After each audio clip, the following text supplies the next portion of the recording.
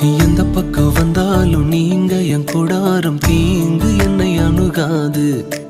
துர்ச்சன பிரவாகம் சூழ்ந்திட நின்றாலும் துளியும் என்னை நெருங்காது. சிறு வெள்ளாட்டு கிடை போல் கிடந்தே